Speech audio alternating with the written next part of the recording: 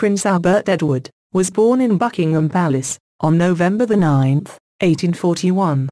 His mother was Queen Victoria, and his father Prince Albert, of Saxe-Coburg and Gotha. He was the eldest son, of 9 children, all of whom married into royal, or noble families around the world. He married Alexandra of Denmark, on March 10, 1863, at St. George's Chapel, Windsor. They had 7 children: Albert, George, Louise, Victoria, Maud, and Alexander. Sadly, Albert died of pneumonia, weeks after his betrothal, and their youngest son, John, died 24 hours after birth. Educationally, his parents were determined he would be educated, to prepare him to be the model, constitutional monarch.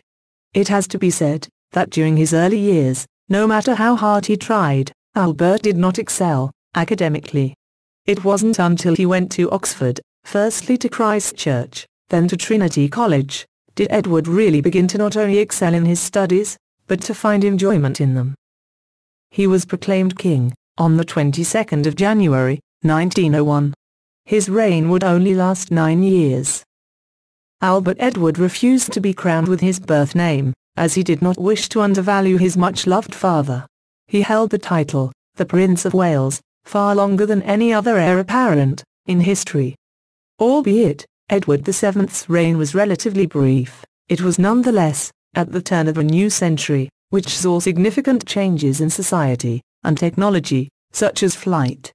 Like his mother, his era was named after him, and he would be remembered for changes such as reforming the Army Medical Services, reorganizing the British Army, and modernizing the British Home Fleet.